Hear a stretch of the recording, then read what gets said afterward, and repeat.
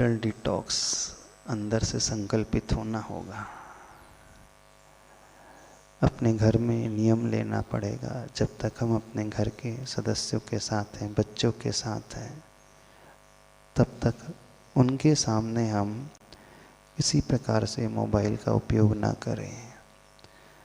मन क्यों ललचाता है? अब आपने इतने सारे ऐप्स डाउनलोड करके रखे हैं, इतने सारे नोटिफिकेशन आते रहते हैं, इतने सारे ग्रुप्स को आपने ज्वाइन किया है सोशल मीडिया में, तो उसका एकमात्र इलाज है, जो बहुत ज़्यादा आवश्यक है वो ही एक ग्रुप रखें। सबसे पहले अपने मोबाइल से नोटिफिकेशन के मोड को ही हटा दें और यह संकल्प लें कि हमारी संवेदना सर्वप्रथम है। हम अपने और अपने लिए जीना, अपने वालों के लिए जीना चाहते हैं, जानते हैं, और ये तब संभव होगा जब हम उनके लिए और स्वयं के लिए समय निकालने का संकल्प लेंगे। हम कितनी भी बार समझा दें, कोई व्यक्ति भी कितनी भी बार कह दे, यानी आप मोबाइल सर्च करोगे और उसमें जाकर के एआई टूल से पूछोगे कि डिटॉक्स करने के कौन से साधन है, तो खुद बता देगा कि मोबाइल का डिटॉक्सिफिकेशन ऐसे होना चाहिए। लेकिन करने को कौन तैयार है? तो करने के लिए स्वयं संकल्पित होना पड़ेगा। जिन्हें आप अपना मानते हैं, जिनकी प्रिय आत्मीयता है, तो यह नियम बनाएं कि जब जब ये हमारे साथ अथवा हम उनके साथ हैं, तो हम संबंध शब्दों का रखें, हम उनके भावों को समझने का प्रयास करें। बिना नियम लिए ये संभव है ही नहीं। जैसे कोई नशे का लती होता है, आदत का शिकार हो जाता है, तो उसकी लत कैसे छुड़ाई जाती है? आज सबसे खतरनाक जो हैबिट लग गई है, एडिक्शन लगा है, वो मोबाइल का लगा है। उन लोगों से प्रेरणा लेना सीखें जो दुनिया में बहुत सक्सेसफुल हैं, लेकिन वो बहुत कम इलेक्ट्रॉनिक गैजेट्स यानी मोबाइल आदि का उपयोग करते हैं। तब आप जीवन में कुछ कर पाओगे। तो ऐसे लोगों को देख कर के आपको प्रेरणा मिलेगी। नहीं है तो आपके सारे संबंध खराब हो जाएंगे।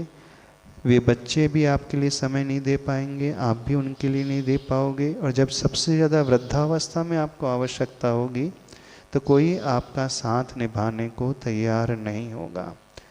तो जिनसे मन ललचाता है, होना तो ये चाहिए घर में वाईफाई रखे हैं ना कनेक्शन, पर आप बोलोगे उसके बिना चलता नहीं, सारे ऑफिस का काम वाईफाई से होता है, तो कम से कम जहाँ वाईफाई लगाया बस उसी रूम तक वो सीमित रहे। उससे दूसरे रूम में आए तो वहाँ किसी प्रकार का सोशल मीडिया का कनेक्शन ना हो, इस प्रकार का संकल्प लें।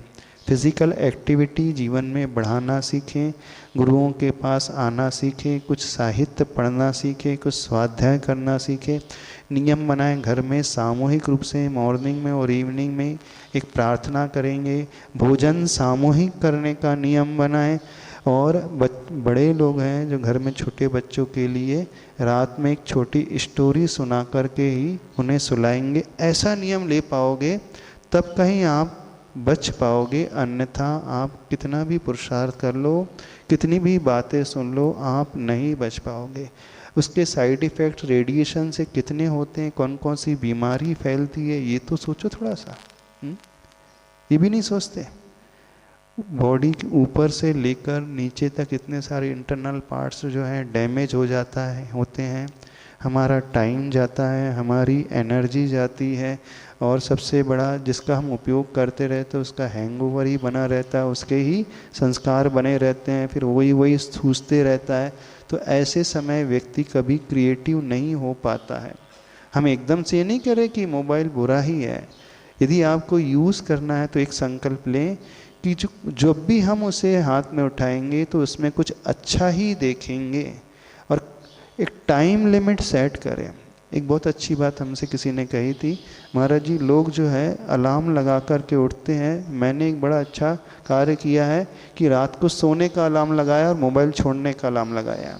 रात को 8 बजते ही अलार्म बज जाता है और वो अलार्म सिग्नल देता है मुझे मोबाइल अपने से दूर रखना है, तो सोने के 1.5 घंटे पहले ही मैं उस अलार्म को सेट करके रखा हूँ ताकि मुझे मोबाइल को छोड़ना है। तो इस प्रकार के अलार्म लगाओ ताकि आप अपने आप से उससे दूरी बना सको।